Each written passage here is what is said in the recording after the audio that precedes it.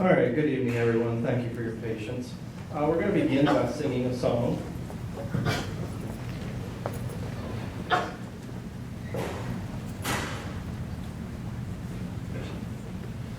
Travis, can you get up for me? It's going to be Come Thou Mighty King. And we're all going to sing it together with the audience. And the students are going to add a descant for us. So Come Thou Almighty King. We'll get the words up here for us shortly.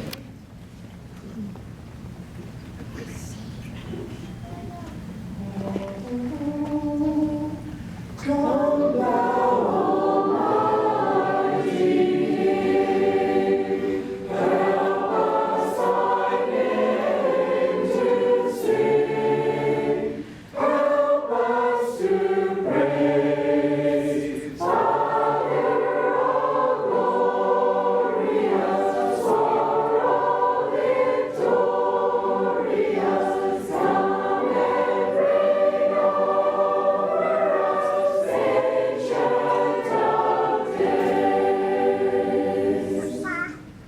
Come thou incarnate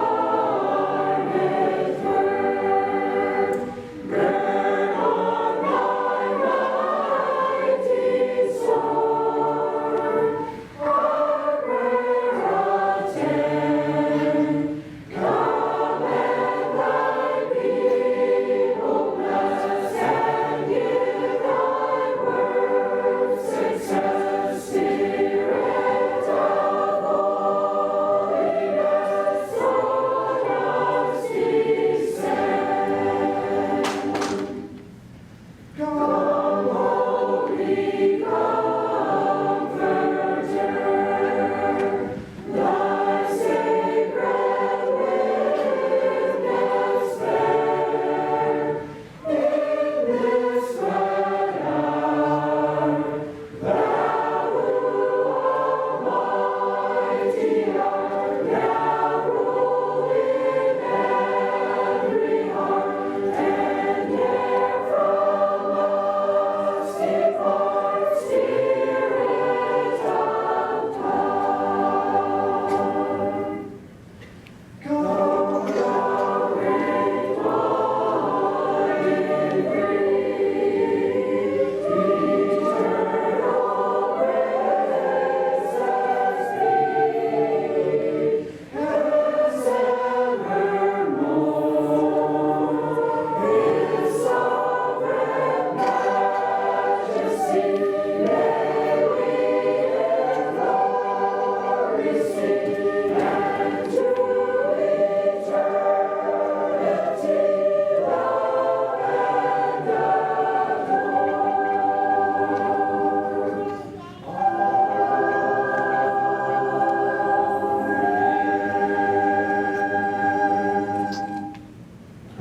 So thanks for coming out to each of you and expressing interest by being here in this school and the students and the teachers. The restrooms are here in the front if you need those. There's a nursery in the back for any mothers. I'm going to turn it over to the teachers to take it from here. We just ask maybe keep the applause to a minimum so that we don't distract from the evening. So yeah, thank you for coming and hope you enjoy it.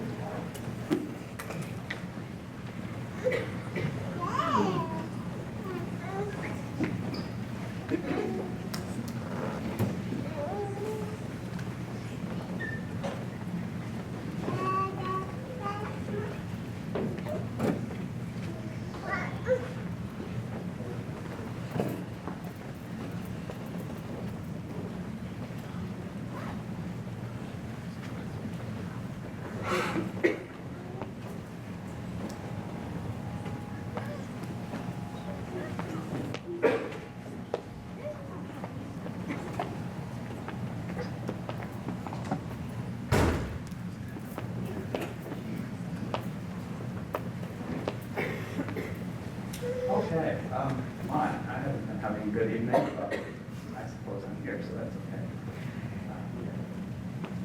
I think, well, a lot of people don't like science. I love science. That's my thing. And science has disappointed quite a number of people. I think it was in 59 BC. Don't check me on that, but I doubt you can because the fellow is Chinese. Liu Shang or something like that. Yes, that's what it was. He was, well, the emperor that he could change lead into gold. Well, the Chinese thought that gold doesn't rust, so therefore it must be made of life or something. And so they believed that if they could eat gold, they would be able to live forever. You're eating the stuff of life. So he heard that this fellow could do that.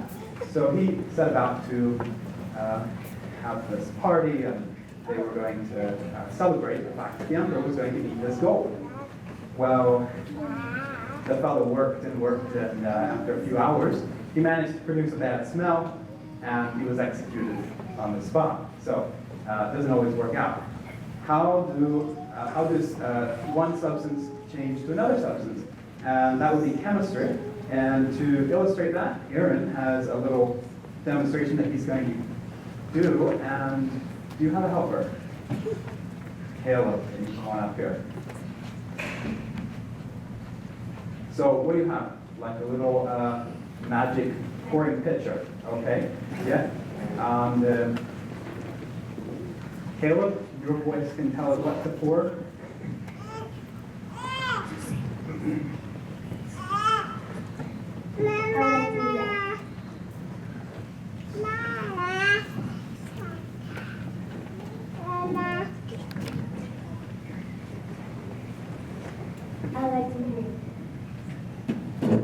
You're green, okay.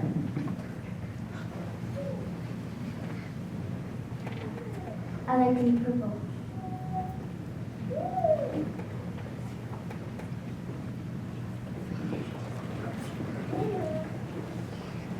I like to be blue.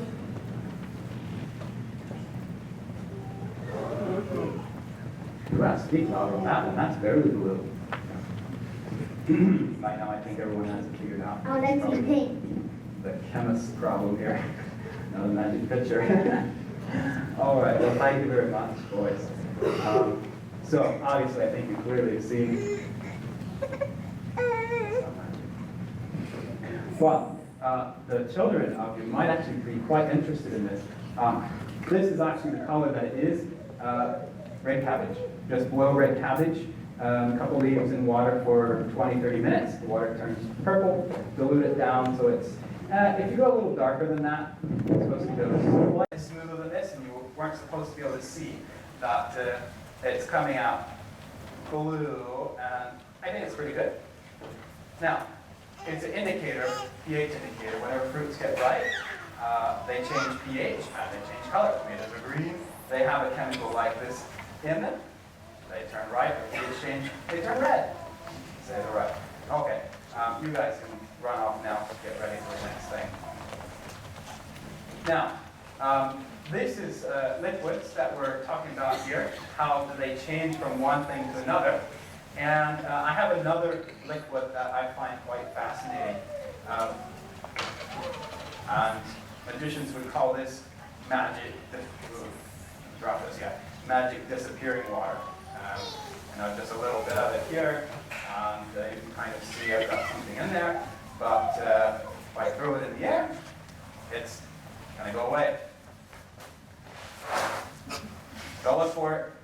It's not here. Went into the air. And why would it go into the air? Because it is air. Now, what I'd like for you to see, I'm going to try to attempt this very carefully. Pour this over so you can actually see it a little bit here. I go over to here. Why should we break this? It's not supposed to. There you go. You see that? Boiling away there. Some of you in the back are going to be able to see that. Now let me grab a balloon that I forgot.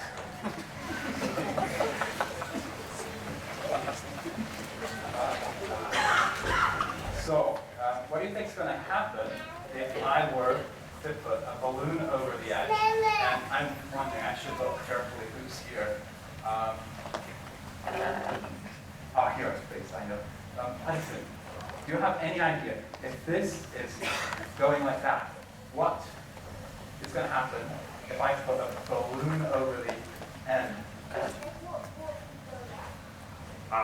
That sounds like a good idea, but I keep being too slow on it here. A little faster, there we go. Okay, let's try. See if that works. Cool.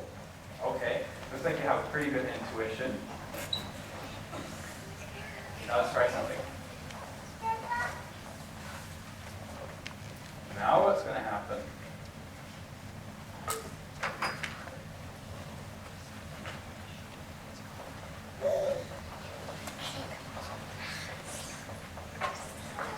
Oh, I'm going to make a guess. That's interesting. I think we are actually freezing the air. I did not expect that. So there you go. Learn something. Hear it in there? Oops.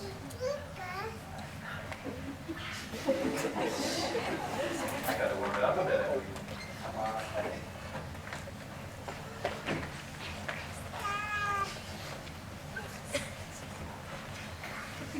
This one has to go. I had another demonstration I was going to do, so I was too loud. Okay, we'll let it sit here. See if it goes eventually.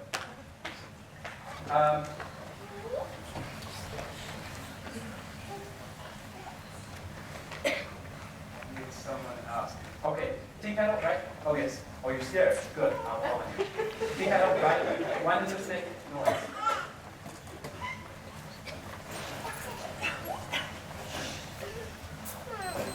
Which one? Oh, Wendy.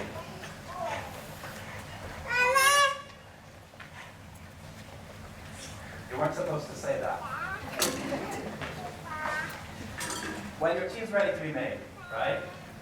Okay. Well, when's that? Well, when it's boiling. Okay, I want to show you. Oops. Okay, that was carefully and well placed. I need this on, don't I? Okay, so it sounds like we're ready for tea, but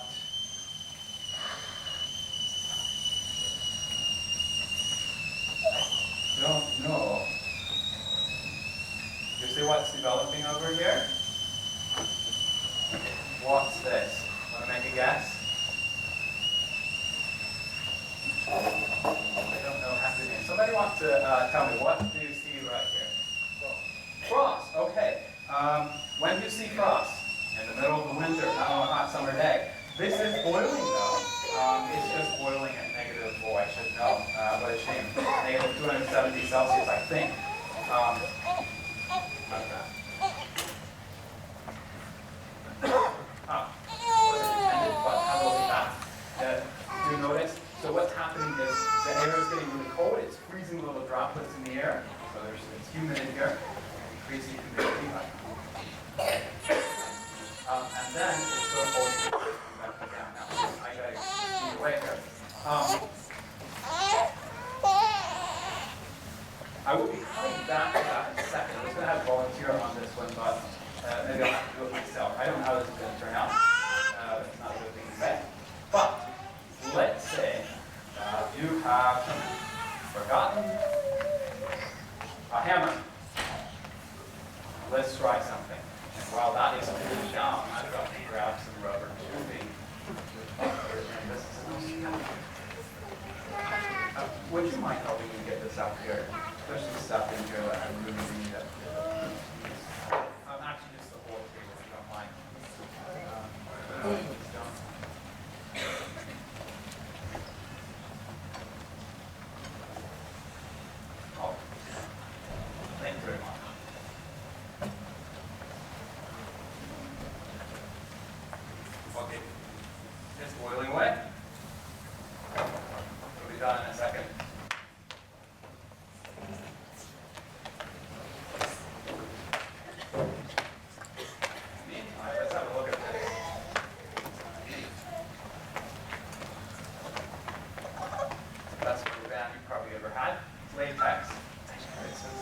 surprise. But, I'll tell you what, do I have a really strong volunteer? Someone who wants to come up here and do this. Anyone? Vincent, you haven't done anything yet. How about you come up here? And I wonder, does anyone know where Susie is? I'll cut this off eventually. Sooner rather than later.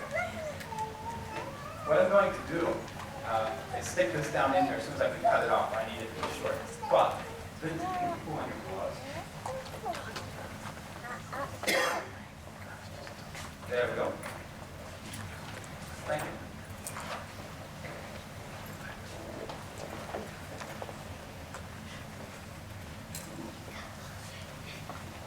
Again. There we go.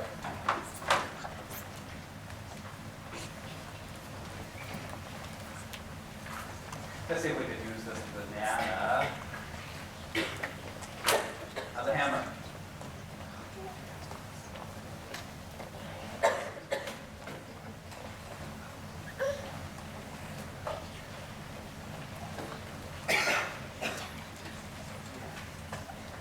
Ready to go? This is going to be quite cold. Fortify this end. And let's see if we can actually have the nails go from the front. There you go. Okay. How about, do you think you could, there. Can I move you over here? Would that work better so people can see? There. Sit around and go at it like that. Is this going to work? Oh, it seems to be in. So I try swinging it. We're making banana juice. That's not good. Must be blowing out. Must be getting hot. Okay. Well, if you're missing a hammer, you probably don't have liquid nitrogen. Not a good idea. All right. Thank you very much. Now, what I'm going to do is just drop some else in this was. And then just plunk this in here. Whoa, what's going on here? Okay, well, does anyone want to guess? You might be able to figure it out. Not too hard. What does this do when it gets out in the air? Blows away, right? So if you've got a little bit of liquid in the tube, and it's boiling down underneath, it's going to tend to boil it off the top. Now, remember how lovely and stretchy that was? Oh, it seems to still be a little bit hot. Let's try something. That is more like pasta. Oh, I can't break it. But I just warm it up a little bit, and it's stretching again. Okay, so why does it do that? Well, there's a principle. Basically, the idea is that whenever things get cold, they contract and they get really hard. So let's say that if you're hot, you're just flying around, then suddenly you get cold, you just freeze into place. Well, then you're going to get brittle and break. And for that, I need another volunteer.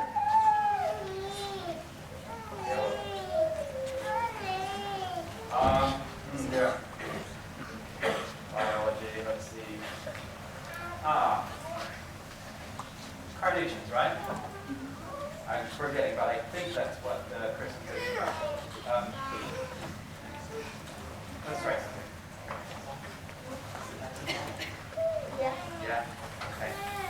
Now, can you just stick that down in there? Actually, let's put the nice pretty flour down. What do you think's going to happen when you pour it out? Shrivel up? See if it is. Nice down.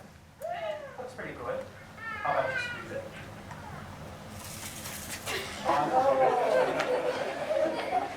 Now, what did I say happens whenever things get cold? And they get brittle, right? Okay, that's exactly what happens there. Okay. I think that's about it. I have to show you this. And by the way, a lot of this stuff will be back around here afterward.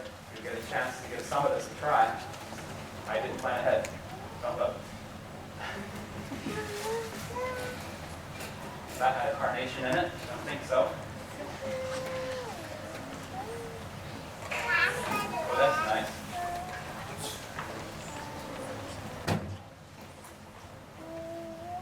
We stick that in there.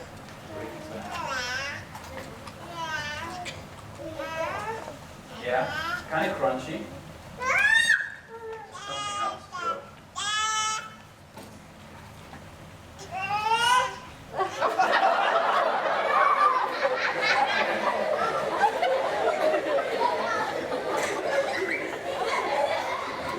Anyone want to try it? You're going to do it up here. I got 2 more, and then you have to try it afterward. I would say try it. It's not really that harmful for you. You just got to chew real fast. No? Okay, good. I didn't want to have to tell you no. I'll do it one more time. Whoa, whoa, that looks good.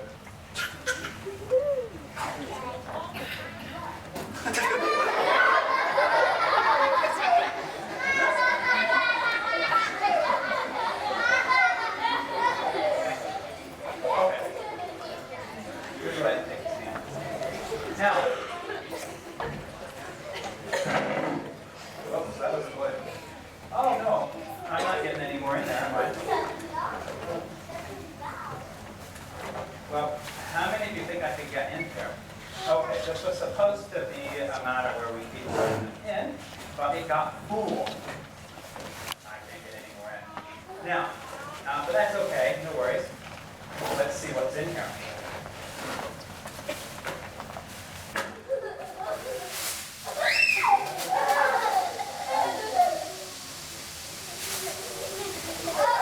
Now, let me show you something. If I go like this, you will be able to notice liquid in the bottom. We didn't put it in there. A little hard to see on this one. Okay, I'm not sure. But there you go. We're inflating some balloons here. By the way, there's lots of them here. So, here. Satisfy yourself. Go ahead and get that one and play with it. Add some more. Oh, another one. Oh, even more. Well, how many do you think are in here? Oh, put it on. Okay. Now, let those re-inflate. What happens? We just blow them up with air. Students had fun doing that. We stuff them into a container with liquid nitrogen in it. The air is made of liquid nitrogen. So if you've got liquid nitrogen on the outside, you're going to get liquid nitrogen on the inside. And so they just shrink right down to this. And the things when they get cold, crap. All right, now, the whole reason that I ever even thought of getting liquid nitrogen up here was because I wanted to show you my latest project that I had fun making. This lovely thing. Thanks to, I think he's here tonight.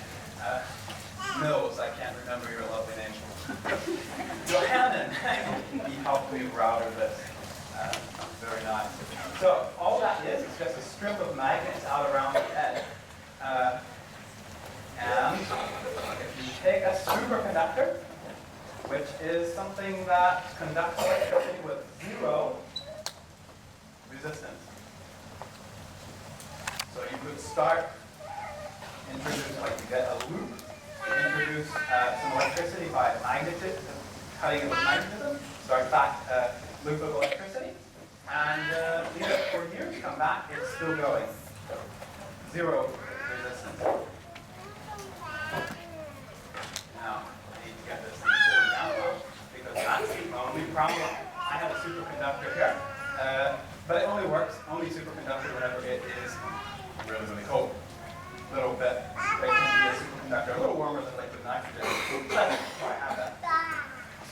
I was just reading that over in, I believe it was China, they have a superconductor, at least a flaming, that works at room temperature. And somehow they take gold and put silver inside of it. It's a superconductor. But they're the only ones that got it to work. Okay, well, on this thing, I suppose.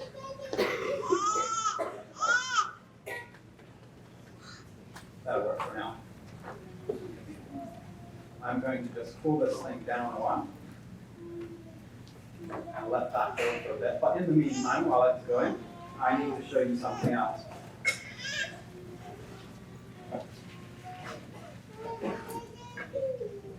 Jay were just about these magnets. He was thankful after playing with me, so fingers. This is just a magnet, and it's kind of interesting. This is non-magnetic, it's just aluminum. So we got the sticker on it close. How fast do you think this would roll down the track? Is this safe? Let's try. Quite safe. Okay. That is easy, right?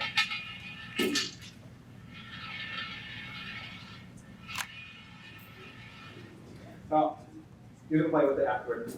What's happening is that the magnetism going down through the metal creates opposing magnetic or electric fields that work against the magnetic field of the magnet and slows it down. I've got some more. I'm not going to get to them now. I think you see the point. By the way, I wonder whether that affects your life. It could. I'm not sure. I wanted to look up the price, but tractors that are here, the really, really fancy seats, use this kind of technology. You know, on the old tractors, you bounce through the field all day. That's not very nice. But that's because it's just a spring flopping up and down. If you have something like this, it just kind of, the faster you go, the more resistance you pull. So anyway, let's have a look at this, see if I can get this to work. Afterwards, I think we'll get it. So, there we go. All right. I'll show you on a bigger magnet, but there you go. See, it's going on track. Not touching the track at all. It works better on a metal surface. Can you see that? Hopefully. Let's try it over here. Yeah, I mean, the couriers are going to be mad at me. People back in the hall. I think that's probably pretty good. Are you not going to be mad at me? No. All right. Isn't that cool? It's not touching. My favorite though. Look, I'll let it go. I don't want to go there.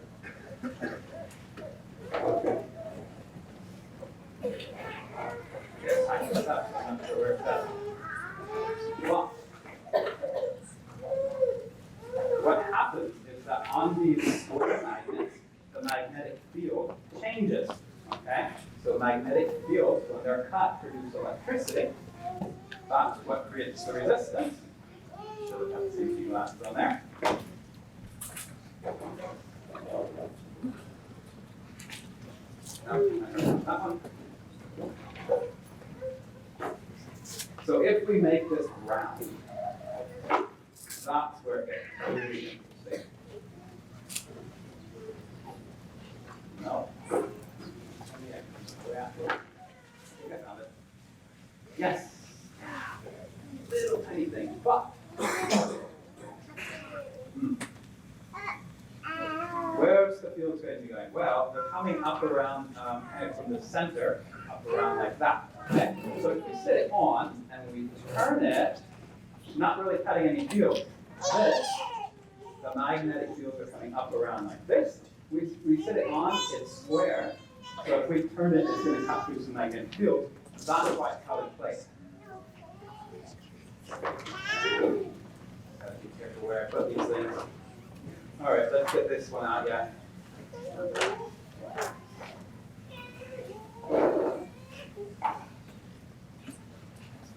Was that more impressive than this?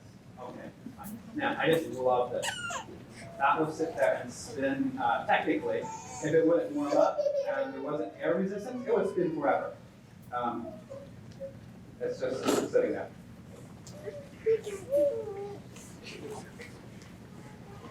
Might be a guy thing, I can sit and watch that all day.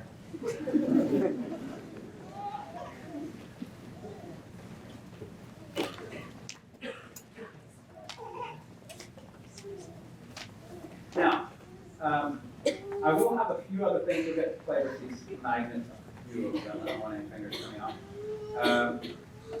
Back here, you'll get rid of that if you want. I was going to have volunteers do something for me, but it looks like I don't have any volunteers.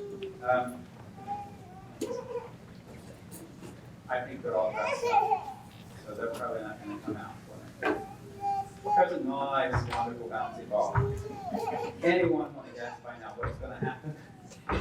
If I do this. Well, that's interesting. Why would it turn? Can you see that? It's just, oops, it's in there this way. Only went straight up and down. All my young children are gone. So, anyone, what's going to happen if I try to balance this? Ah, I see my cousin Douglas. Want to guess? Whoa, that's going to be cool. At the very least, it's not going to bounce. Let's get it nice and forward.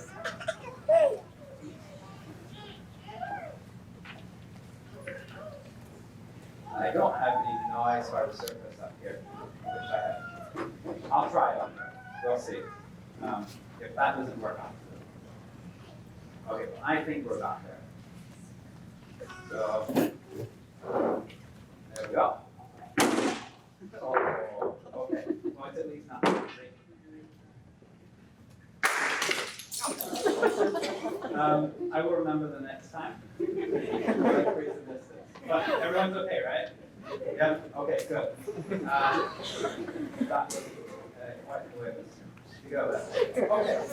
But after that, you might be glad that I didn't do the 5 liter or 0.5 half liter soda bottle liquid nitrogen and a trash can, and that you can feel. It expands roughly 800 times, so if you've got half a liter, you do that. But it's a quite large amount of space that it should be taking up, and it's in this little tiny bottle. It's approximately, I think, 1,500 psi or something like that. And as great as those bottles are, they can't withstand that pressure. Okay, I'm going to stop there. Let me play with it later. And I think we have some history stuff coming up. What's that? Yes.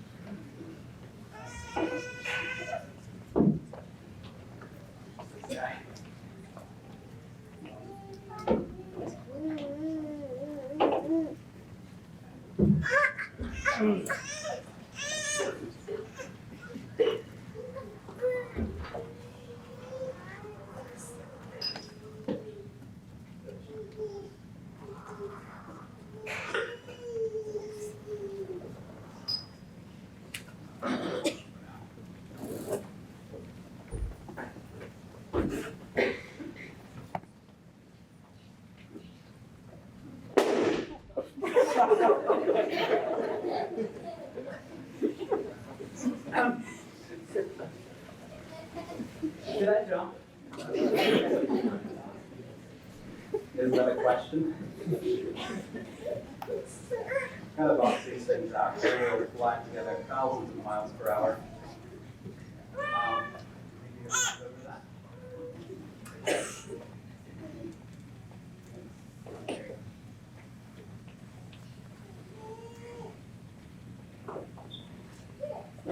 Oh, that'll work.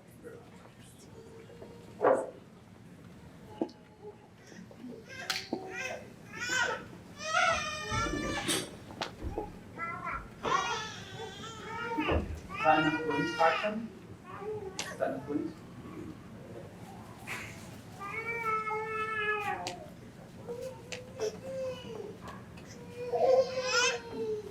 Oh, there's more in there. You want one? I do want to hold on to it for a little bit. Just kind of keep it moving, don't hold it too long. By the way, please take balloons home. We don't have a place for them. Take it. You want to hold on to it for them. Don't really have it.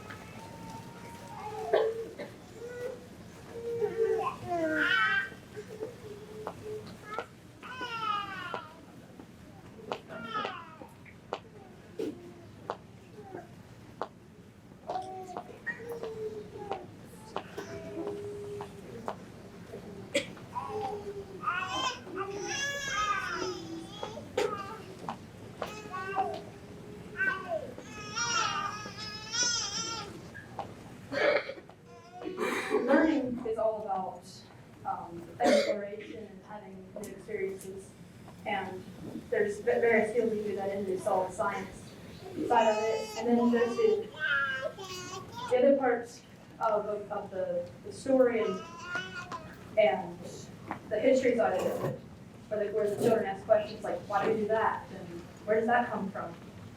And this year, the majority of schools studied American history, so it was a common recurring theme kind of in that study, and that was every couple chapters we kept talking about immigrants and how immigrants affected America or things like that. So we decided that we would share a bit of what immigrants have done to the culture that we are used to.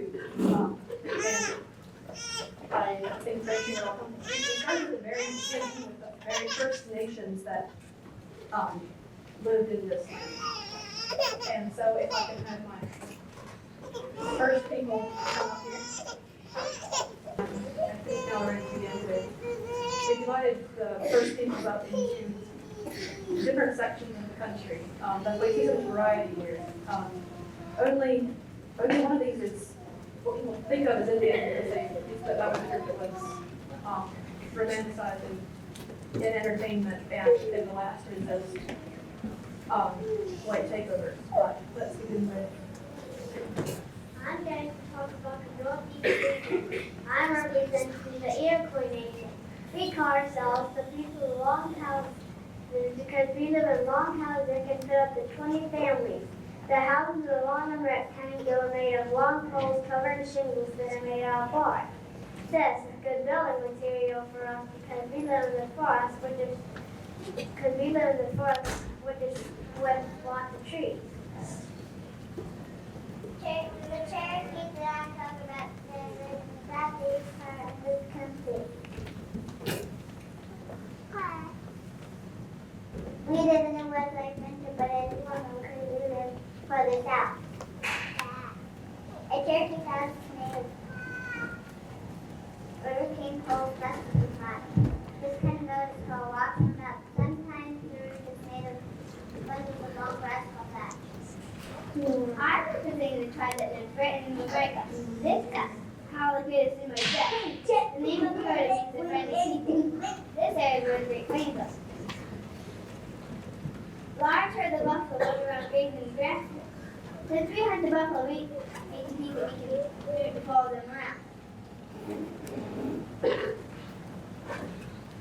I'm going to tell you about the peaceful people, but sometimes we call ourselves the peaceful little ones. In our language, the word is Hopi. The Hopi tribe lives in the southwest region. This land is really hot and dry, and some places are desert. Our houses are really cool. They're called pueblos. They're made of bricks and mud and we're like apartments. They're made of we use a ladder to get from floor to floor. We can even sleep on the flat roof. Sometimes we build our homes high on a cliff. This kept us safe from enemies. We could still live in this house today. I'm representing a little bit way different than the desert that Melinda was about. We call ourselves the people of the tide. That makes sense because we live over the ocean in the northwest region. We need a sturdy protection in the cold storm climate, so we build large rectangular homes made out of cedar planks. My tribe grows some of our food. We plant gardens full of yeah, we're going to see if this is still. Yeah, we took corn. We plant beans that grow up the corn stalk and squash grows up between the stalks. We Hopi Indians are really good farmers. We have to be good at it because we grow most of what we eat and we live in the desert. It isn't very easy to farm here, and if our gardens don't grow well, we'd be in big trouble. The men also hunt antelope and smaller animals. The ladies gather nuts, fruits, and herbs. We live in the forest full of small animals that are good for food. The streams have lots of fish and catch food. We also hunt deer. We use the skins to make clothes and stuff. was the furniture. Taking the buildings that we didn't grow into that small anywhere. The buildings are made out of like hollow broken urban irons. My the food thanks a lot. We like the big buffalo that runs around the Great Plains. We use every part of the buffalo. We eat the buffalo meat. We tend to hide the bigger clothes. We line our moccasins with buffalo eggs. We make our homes of long poles covered with buffalo. Right. We use the berries for some of our pipe-sized tools. We even use buffalo in order for their fuel, for fires and that rain trees for wood. The cricket hunting is different well, yet we live next to the sea and rivers, so we eat fish like salmon. Sometimes we go out and dug up trees and catch fish in the ocean or seals. Some tribes in my area have big seals. They are tremendous and then the people would clean it up well so we can skin it even more tender to make a rope. The Iroquois are made of 5 nations, the Mohawks, Oneidas, Onondagas, Cayugas, and Senecas. All 5 tribes agreed to live in peace and help each other. It worked very well, and all the men who planned the government for the United States studied the Iroquois Confederacy idea. The Iroquois were some of the first people to make maple syrup. Children, let's play a game of football. Team here 2 steps to throw a ball to a goal. They like to play this game for a lot of all kinds of reasons. They would even play if there was an argument for better than number 1. There were no Slovenia for European buses. Some places always in Spanish and the name makes it Scotland. Sports can be a lot easier to enter buses. And the location The Hopis were really good artists. They made pottery with pretty designs.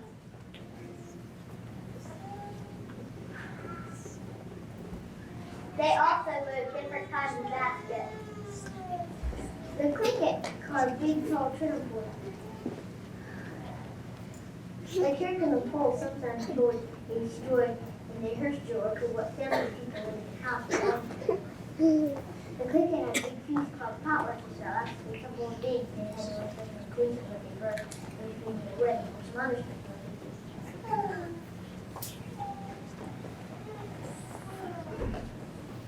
Very good.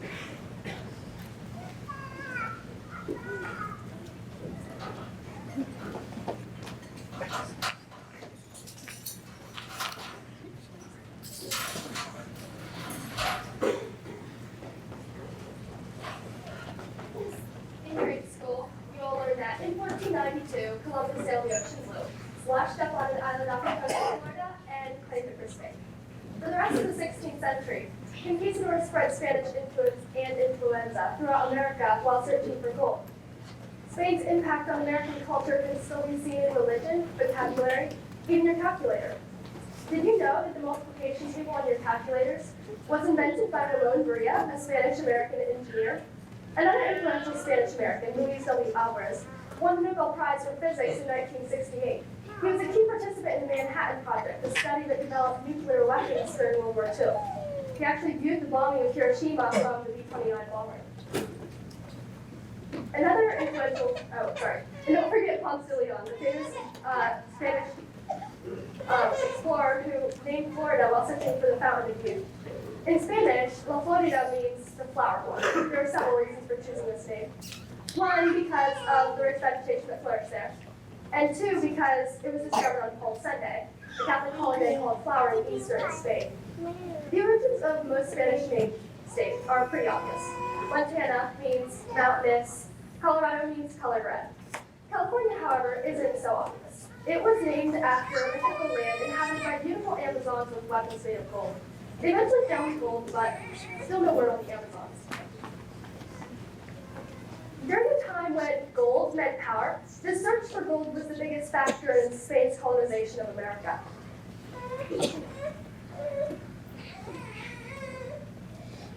For transportation, the Spanish conquistadors brought horses, which had a huge impact on the natives' hunting lifestyle. The cows, pigs, and sheep they brought adapted quickly to life on the new continent. Sadly, these animals also brought new diseases like malaria, influenza, measles, and smallpox, which wiped out many Native American tribes. Another attraction for Spain was the chance to enlarge the Roman Catholic Empire. Monks established missions all over Florida, California, Arizona, New Mexico. Their goal is to convert the Native Americans to Catholicism. This would help integrate them into the changing culture of Spanish colonies. Catholicism is still flourishing in America today. So is the flu. Thanks, Spain. You really added a lot of flavor to the melting pot, for better or worse.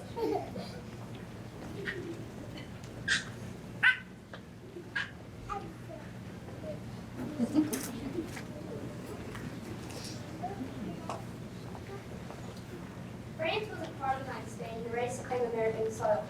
But when they couldn't find the easy gold they were looking for, they turned to trapping animals for their pelts. But viable furs like beaver and minks could be sold back to France and made into goods and hats. Most of the French works were trading posts for the Native Americans to trade animal furs for tools and weapons from Europe. The official French religion was Catholic, so some Catholic priests came to America to try to convert the natives. Ironically, most of the French colonists were Huguenots escaping persecution from the Catholic Church in their homeland. In fact, Parbert's dad was a French Huguenot whose original name was Apollos Robert. He changed his name from Apollos to Paul after he came to America to make it easier to pronounce.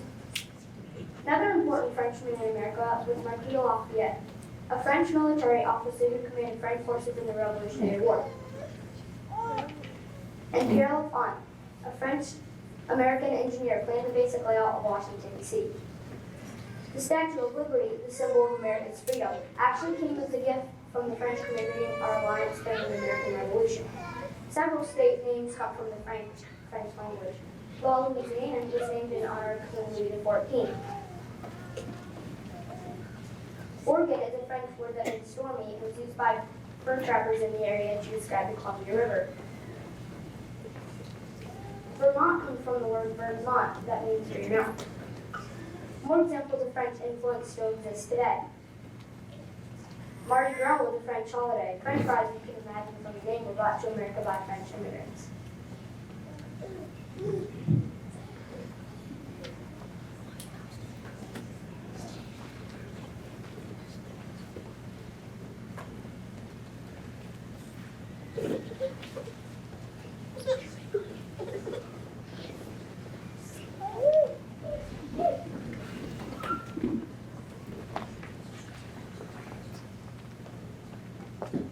The Pilgrims and the Puritans came from England.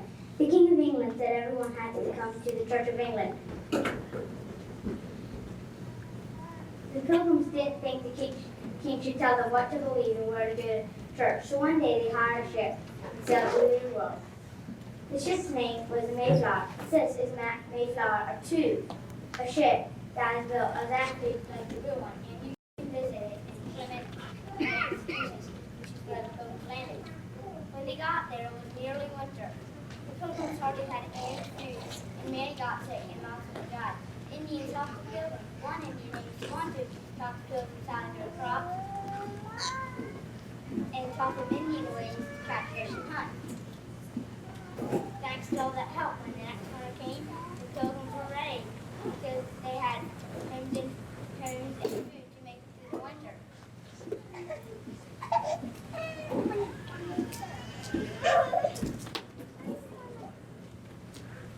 They decided to have a special feast, to have a special celebration of praising God for taking care of them and for giving them a good harvest. About 90 Indians came to this special feast. The feast took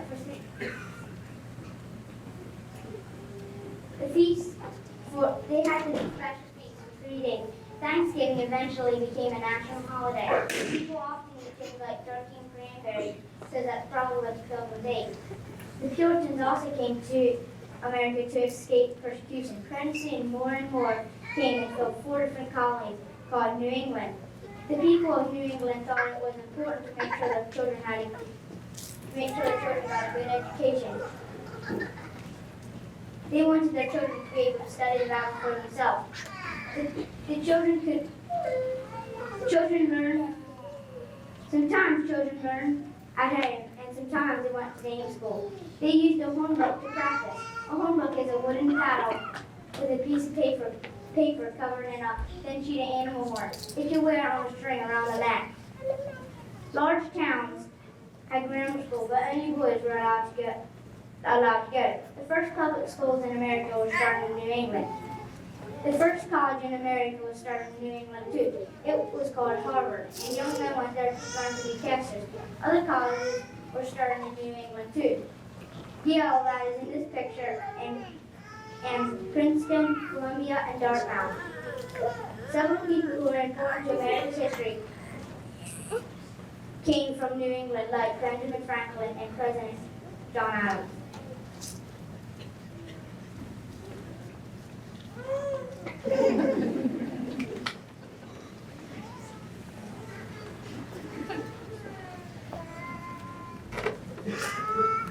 First Englishman to come to America was John Cabot in 1497.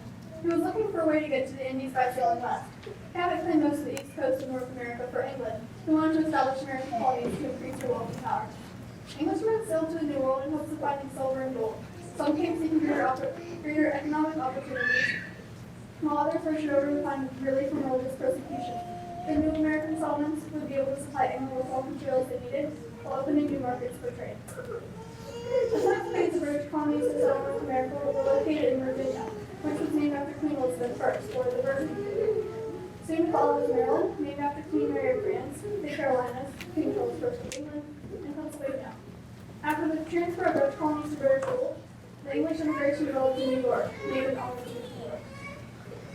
England not only gave us the basis of the American English language today, but we also copied many parts of their legal government system. Many popular sports came from England, like football, volleyball, and basketball.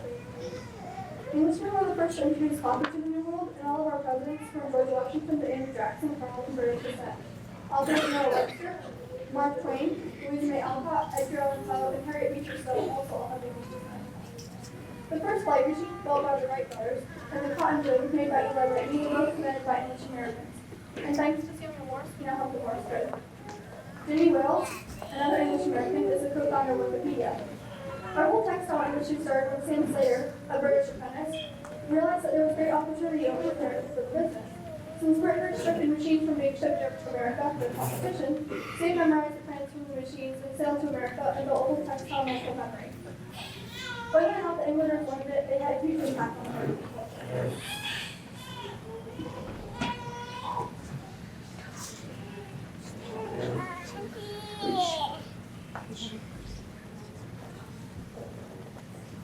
New York City massively grew to an 800 languages spoken there, and some will be getting to the small Dutch colony.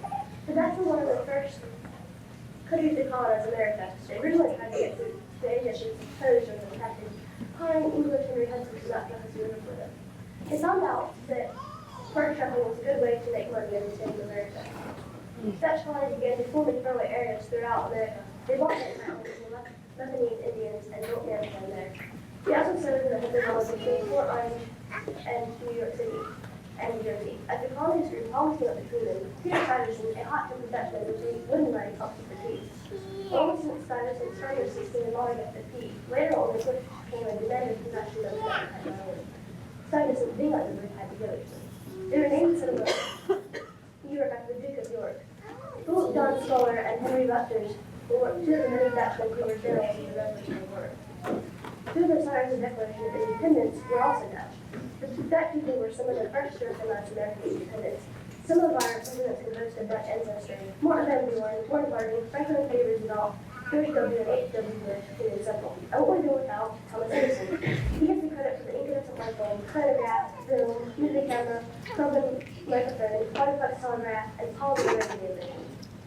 The Dutch contributed many things to their culture to the melting pot of America. Besides tea, we gifted American cookies, donuts, waffles, and pretzels. Many of the words were also done in the English language. Coleslaw from the Dutch word to the Italian salad, squash from raw to rash Dutchman, studied from the Dutchman for his roots, and Cruz was raised in the New Cross. The Christmas tradition of Santa Claus is also Dutch contribution. At first sight, the Dutch may not seem to be a significant ingredient in American welfare life, but thanks to them, many of the Venus inventions and delicious foods were left otherwise.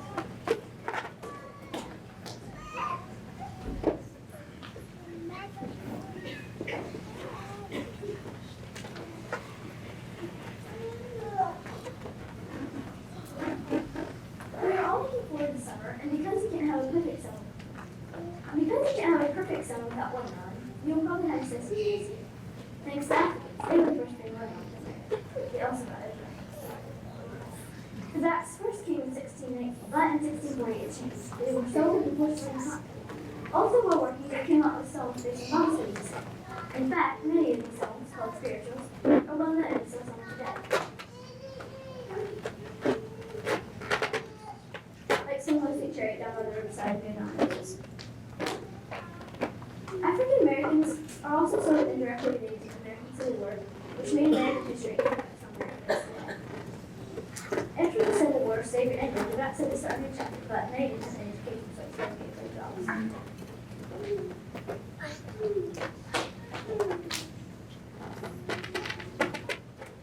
They also had to do prejudice and segregation laws. Martin Luther King Jr. worked hard to promote racial equality, giving the famous I Have a Dream speech.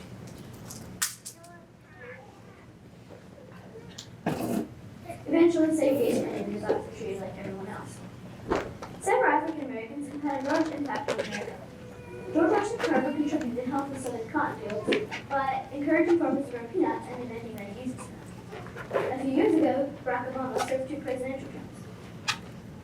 Nearly 1 million blacks served in World War II with the segregated units. It wasn't until after the war and they went to the Rotten Credit people realized how much blacks were. Africans also influenced American music. They developed the genre of jazz rock, hip-hop, and reggaeton, which evolved from jazz, are some styles of music. Today, African Americans are the second largest ethnic group in the U.S. About 40 million live in the United States. That 1.8 states were looked down by the American people that immigrated into the United States.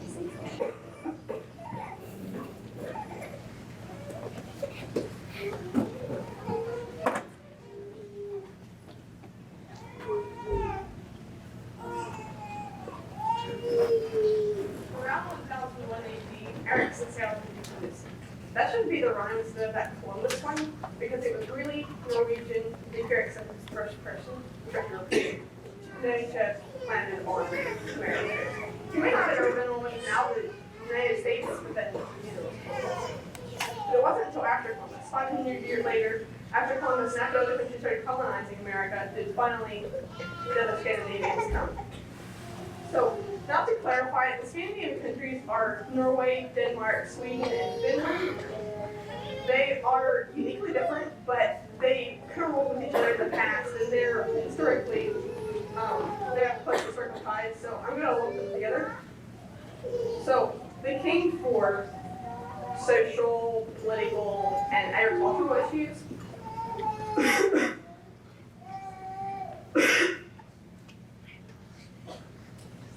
And also because of the too strong Lutheran Church. But one advantage they had, though, was the Lutheran Church required that all the children learn to read and write. So when they immigrated to America, they were all literate, so they could get better jobs. So the northern Midwest is sort of the heart of Scandinavian America, and Chicago is sometimes called the Swedish American capital. So the Swedish were welcomed as the best immigrants. They were never attacked like the Germans, the Chinese, or the Irish. And Swedish maids were in high demand because they could learn the language and customs quickly, and they had nice manners and personalities. Norwegians were the earliest settlers of the Dutch in Amsterdam, and Norway contributed a higher percentage of its population than any other country except Ireland. The Danish immigrants were one of the first countries to just sort of go into the American melting pot. They didn't care as much to hold on to their old customs. The log cabin was first built by Swedish immigrants, and it's sort of funny because now it's the American symbol. The American symbol of its humble beginnings and its frontier. It was even used in William Henry Harrison's presidential campaign to sort of represent this humble yet heroic backwoodsman. Scandinavian Americans have since built more impressive structures, Finnish Eric Garvin built or designed the Gateway Arch, as well as the Donald Wilson International Airport in the NBC. So Norwegian also thinks that was a genius. I don't have time to go into him, but he designed the ventilation systems for major underwater tunnels in New York City and all over the world. And most underwater tunnels now are based off of his design. And who would have guessed the person who designed Mount Rushmore was actually based? His name was Fritz Borgels. And not only did they contribute to the architecture, but also to other inventions. Nysen invented the subtractors of Swede, and he helped develop the better system that we use today. And Peter Vincent invented the first practical valve speakers. Their influence also spread to the arts. There was a Swedish guy who popularized the modern Santa Claus for Coca-Cola advertisements, and he did other paintings as well. For those who love free verse, Carl Sandburg was the one that sort of popularized free verse to the public, and his parents were Swedish immigrants. President Lyndon Johnson said, Carl Sandburg was more than the voice of America, more than the thud of its strength and genius. He was America. And the reason why he could say that was because that is America. America is a melting pot within America.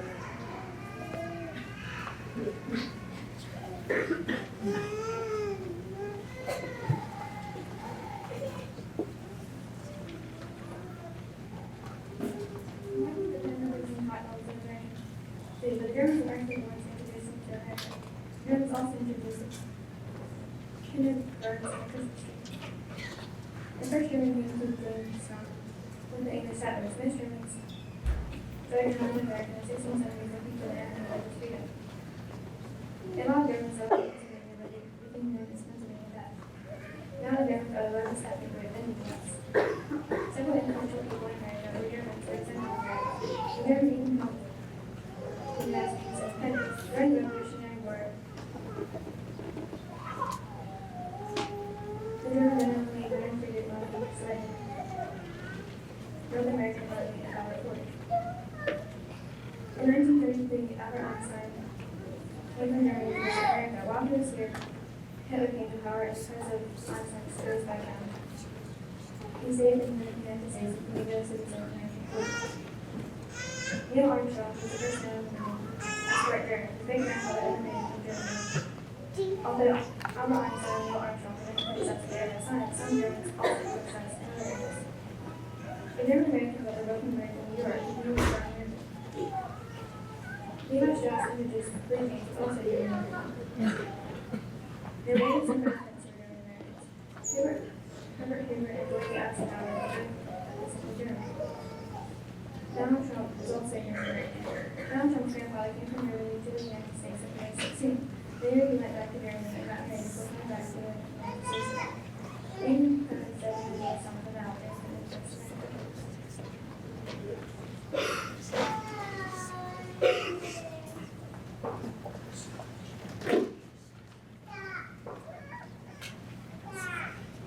When you face starvation, you have one or two things that you can do.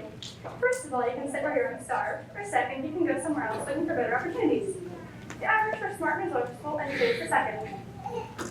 In 1845, Ireland was struck by famine and lasted for 4 years. In those 4 years, millions of starving Irish went to other countries seeking better lives. 1.5 million of those Irish came to the U.S. Irish had been immigrating even before the famine, but these Irish that came before the famine had been mostly Protestant or Presbyterian, and the majority of them had a little bit of money they could start off with. The immigrants that came during the famine were impoverished Catholics that weren't really wanted by anybody in America. They settled in cities like Boston, New York City, and Chicago, where they lived in very crowded tenements and filthy slums. For the most part, they were unskilled in any job and also illiterate, so they had to accept the job that anybody else wanted. Women often worked in sewing factories, and a lot of the Irish men worked along with Chinese immigrants on the transcontinental railroad. The Civil War kind of changed America's mind about the immigrants, since 40 Union regiments, as well as 2 Union generals, were Irish. So the immigrants sort of started to gain foothold in society when America started to accept them. Alexander Graham Bell, who, as I'm sure you know, was the inventor of the telephone, was Irish, as was Andrew Carnegie, who became this man in the world. The Irish actually proved to be very good inventors. Tom Monaghan was the founder of Domino's Pizza, and John Leahy was the CEO of Airbus. They also invented the guided missile and colored photography and flavored potato chips. George Freeth, an Irish Hawaiian man, came up with the idea of surfing. Irish and American culture kind of mixed. St. Patrick's Day became an American holiday, and Reuben sandwiches became American food. The Irish also introduced the common white potato to America. They also gave some words to English language, words like phony, hooligan, clock, and whiskey, which interestingly enough has a root word meaning water of life. So from submarines to potato chips, Irish immigrants have had a huge impact on America's culture. But even so, they're only one ingredient in America's melting pot.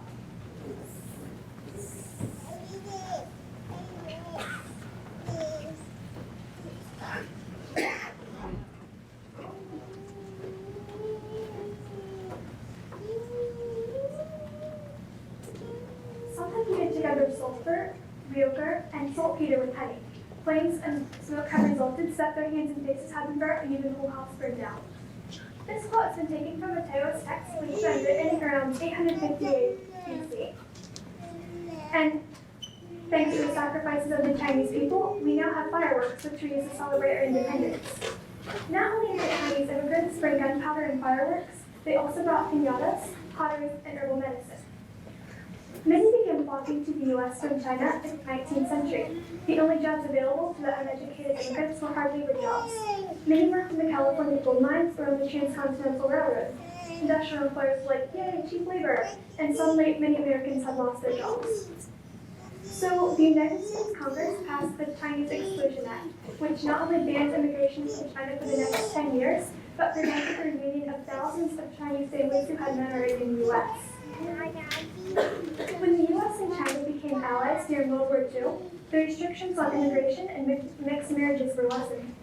In 1943, the Magnuson Act repealed 61 years of official racial discrimination against the Chinese people. When anti-Asian prejudice began to decrease after World War II, Chinese families, along with other Asians, immigrated in large groups and began to adapt to the American culture. Some Chinese opened restaurants and invented new foods to attract customers. So, for example, fortune cookies and egg rolls were actually created in America. Major Arthur Gene, America's first ace in World War II, was a Chinese American. Maya Lin, who was also of Chinese descent, was a monumental architect, and she designed the Civil Rights Memorial and the Vietnam Veterans Memorial. But the guy I like the most is Stephen Chen, a co-founder of YouTube. So I hope we can continue working together with the Chinese people, and maybe we can make some more really cool advances in technology.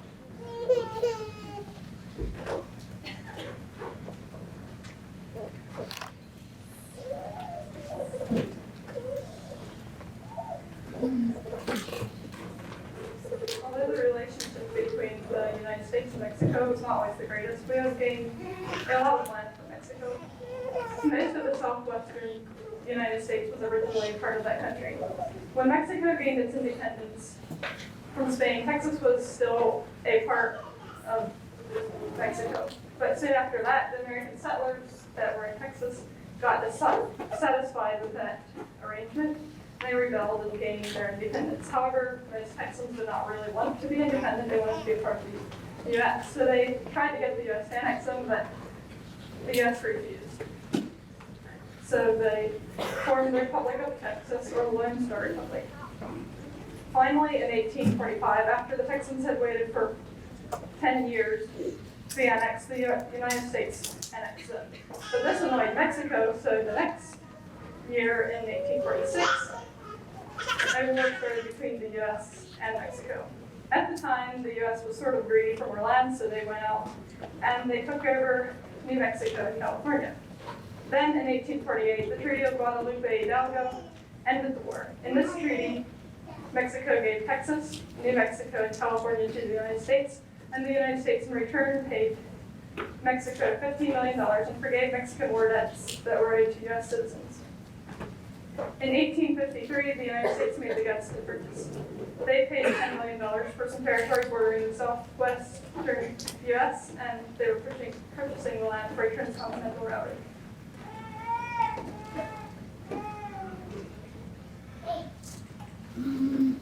At the beginning of World War I, the Germans suddenly had a brilliant idea. what if they would try to bribe the Mexicans into helping them? So the Arthur Zimmerman, the German minister, foreign minister at the time, sent a telegram to Mexico saying, listen, we're going to start unrestricted submarine warfare soon, and we're going to try our best to keep the U.S. out of the war, but if it doesn't work, we want your help. And if you help us, we're going to help you reconquer Texas, New Mexico, and Arizona. However, the British spoiled that plan by intercepting the telegram and decoding it. They were shocked at what they found and quickly sent it to the United States. At first, when the Americans heard about it, they thought that it was such a far-fetched idea that it couldn't possibly be real, so they weren't too concerned. But when they found out that it actually was a real telegram sent by the Germans, they were very upset. And then soon after that, the U.S. joined the war on the side of the Allies, which is precisely what the Germans did not want. By World War II, however, the United States and Mexico were on much better terms with each other and agreed to fight together against the Axis powers. During the war, they also agreed on the Bracero program. Under this program, Mexican workers came to the U.S. under contract to do agricultural work and also to harvest timber. As a result of all this interaction between the two countries, we have been affected in several ways by the Mexicans. As I mentioned before, many immigrants came during World War II, and also immigrants are still coming today.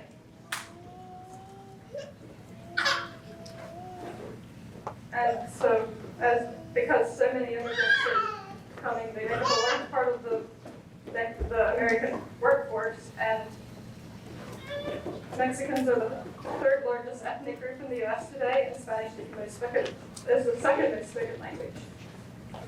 We also have adopted many Mexican foods such as chili, tacos, and salsa. So in spite of the fact that the relations between the United States and Mexico were not always very good, Mexico has actually had a great influence on the history and the people of the United States and has added yet another flavor to our country, America the melting pot.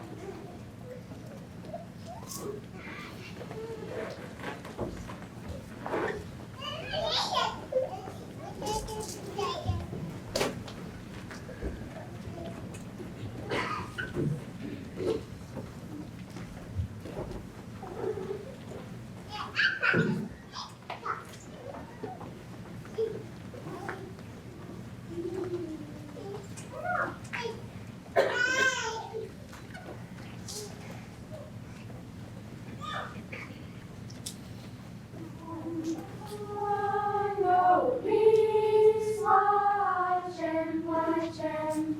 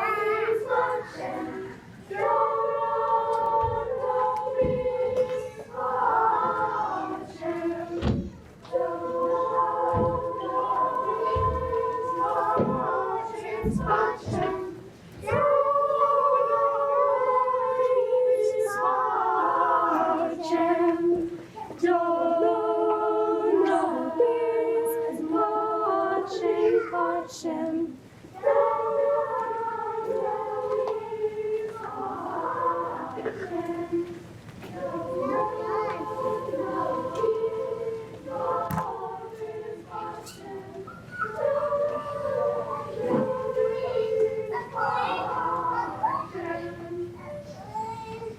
right, that concludes the program for tonight.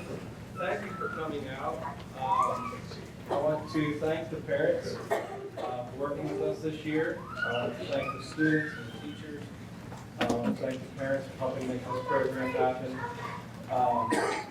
We do have a snack here provided for everyone. If you'd like to stay around, we'd love to have you here. There is a snack we put out, so that is there. I would like to close the evening off. Peter, could you lead us in a prayer blessing for the students and the teachers? Some of these students will be coming back next year for prayer blessing. Yes, we all stand.